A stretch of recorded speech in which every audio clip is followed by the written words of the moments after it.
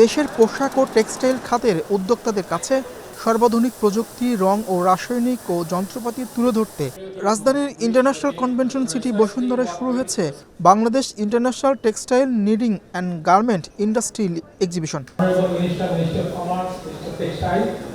বুধবার দুপুরে আইসিসিবির ৫ নম্বর হলে এক্সিবিশনের উদ্বোধন করেন বাণিজ্যমন্ত্রী খন্দকার আব্দুল মুক্তাদির।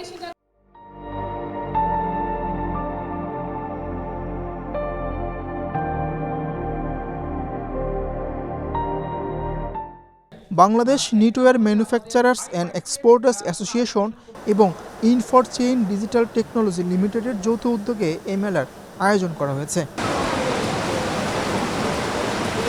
জ্বালানি সংকটের কারণে শিল্প কারখানার উৎপাদন ব্যাহত হচ্ছে।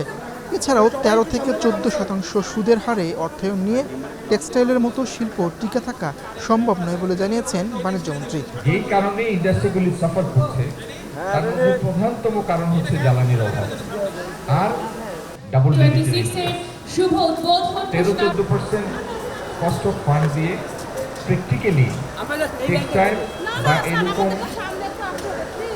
শ্রমধন্য কম আয়ের ব্যবসা, কম লাভের ব্যবসা, এটা সার্ভাইভ করা সম্ভব না।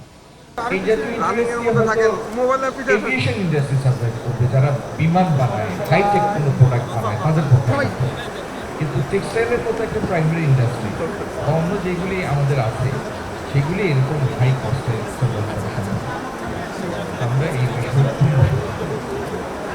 একটু আগে এফপিসিসি এর বিভিন্ন ব্যবসায়ী সমিতির নেতৃবৃন্দের সাথে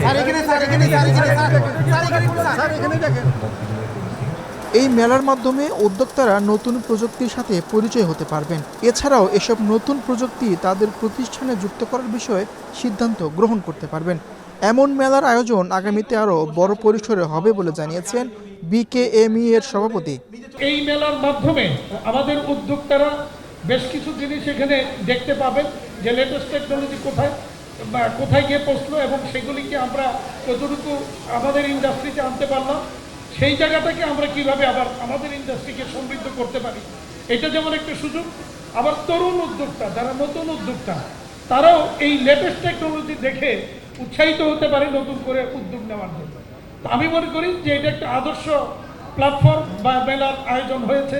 এটা আমরা বিকেএমই এই বছরই প্রথম শুরু করেছি। আশা করি ইনশাল্লাহ আমরা আগামী বছর এটা জানুয়ারি মাসেই আমরা করব। এবারের এক্সিবিশনে বাংলাদেশ সহ বিশ্বের প্রায় ২৮ দেশের ৯০০টি প্রতিষ্ঠান অংশ নিয়েছে। কানাডা, চীন, তাইওয়ান, বেলজিয়াম সহ বিভিন্ন দেশের প্রতিষ্ঠান তাদের সর্বাধুনিক পণ্য ও প্রযুক্তি প্রদর্শন করছে।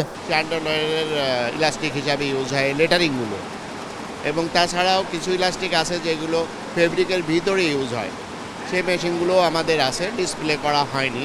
এই মেশিনটার নাম হচ্ছে কম্পিউটারের জাকার্ড মেশিন। এটা company Taiwan, assembly China.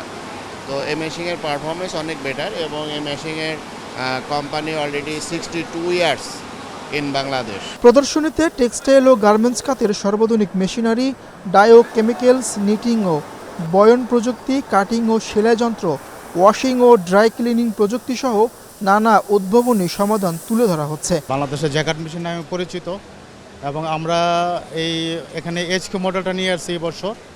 HQ model প্রথম আমরা লঞ্চ করতেছি। এর আগে আমাদের A2 মডেল ছিল, HS মডেল ছিল, ওইটার থেকে এটার পারফরমেন্স বেটার এবং 6% প্রোডাক্টিভিটি একটু বেশি আগের মডেল থেকে। এবং আমাদের এখানে হলো মেন বাংলাদেশে সাফার করে হলো ইলেকট্রিসিটি আর কি। এখানে 15% ইলেকট্রিসিটি সেভিং হবে আমাদের এই মেশিনে আর কি, এবং ডেইলি আপনার productivity around 35 to 40 piece per day আমাদের এই মেশিনে প্রোডাকশন হয়। শিল্প খাতের আধুনিকায়ন, প্রযুক্তি হালনাগাদ এবং আন্তর্জাতিক বাণিজ্য সম্প্রসারণে এই আয়োজন গুরুত্বপূর্ণ ভূমিকা রাখবে বলে মনে করেন সংশ্লিষ্টরা। মীর হোসেন সরকার, বাংলাদেশ প্রতিদিন।